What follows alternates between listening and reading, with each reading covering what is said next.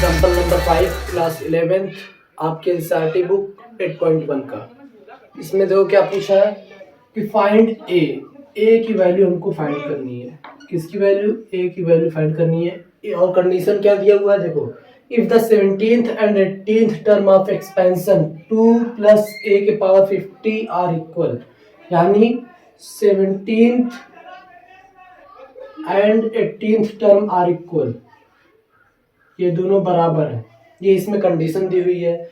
यानी हम लोग जनरल टर्म का फार्मूला क्या हम लोगों ने सीखा है कि जनरल टर्म का फार्मूला यहाँ पे लिख देते हैं, T R plus 1 is equal to N C R A के power N minus R B के पावर आर। समझे? यहाँ पे T17 यानी T16 plus 1 is equal to N की वैल्यू क्या गिवन है यहाँ पे 50, यहाँ पे लिख लो एन इज इक्वल टू 50 दिया है, और ए इज इक्वल टू क्या दिया हुआ है 2, बी इज इक्वल टू क्या है ए। ये सारी इतनी वैल्यू गिवन है। ये गिवन वैल्यू को सिर्फ फार्मूले में रखना है और आंसर लाना है। ये कमेंट्री वाला नहीं बोलता भाई साहब, वैसे भी बोल रहा हूँ मैं भी। देखो T16 plus 1 is equal to 17th term आ जाएगा। फिर यन की वैल्यू है 50 सी आर की वैल्यू यहाँ पे हो जाएगी 16। देखो टी आर प्लस 1 यानी T16 प्लस 1, आर की वैल्यू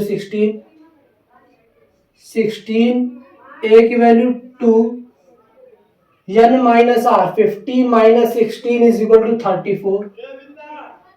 बी की वैल्यू है ए आर, बी की पावर आर होता है ए के पावर 16। समझे? समझ में आ रहा है? बहुत बढ़िया। इज इक्वल टू दिया है, इज इक्वल टू T16 यहाँ पे हो गया है, तो यहाँ पे हो जाएगा T17 प्लस 1। 18th टर्म में तुम्हारा हो जाएगा T17 प्लस 1 बराबर ये 50 C17 हो जाएगा।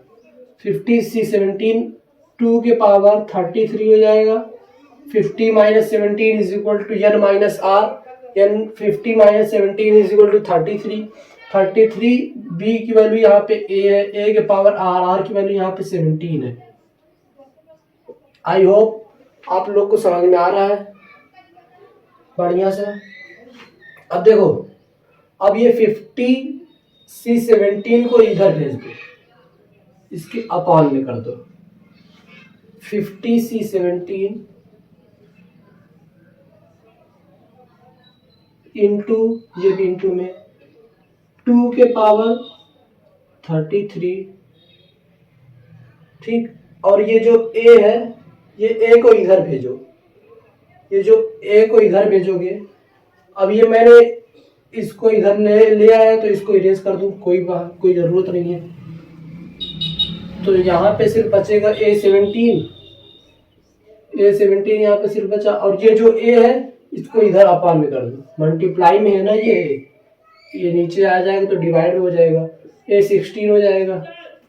इसको अब यहाँ से इरेज कर दो क्योंकि यहाँ पे इसका कोई काम नहीं है। अब देखो A16 कैंसिल होगा और ये 16 यहाँ से कैंसिल, यहाँ पे सिर्फ बचेगा a, और ये 2 के पावर 33 कैंसिल हो जाएगा और यहाँ पे सिर्फ बचेगा 2। समझ में आ रहा है? बहुत बढ़िया। अब 50 C16 की वैल्यू निकाल लो, 50 C17 की वैल्यू निकाल लो, बस हो जाएगा तुम्हारा। देखो 50 C16 की वैल्यू क्या होगी, 50 फैक्टोरियल अपान 50 माइनस 16 यानी 34 फैक्टोरियल इंटू 16 फैक्टोरियल अपान ये फिर 50 फैक्टोरियल हो जाएगा, 50 factorial upon 33 factorial into 17 factorial. I hope समझ में आ रहा है। ये मैंने 50 C16 की वैल्यू यहाँ पे रखी है और ये फिर यहाँ पे 50 C17 की वैल्यू है।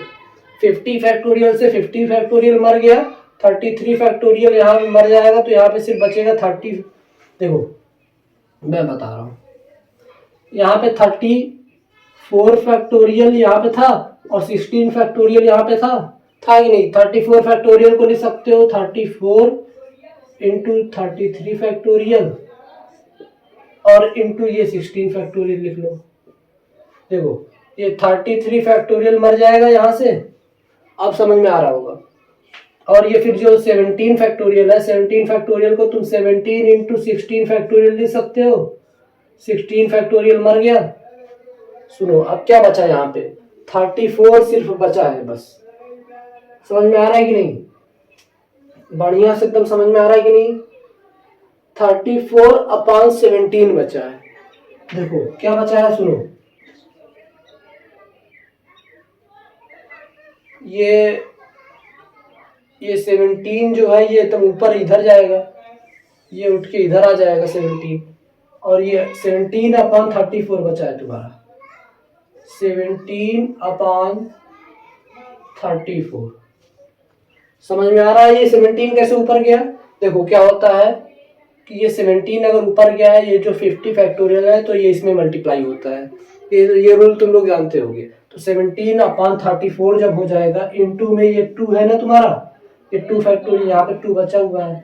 समझ में आ रहा है। तो 17 इंटू 2 करोगे तो 34 हो जाएगा। तो 34/34 करोगे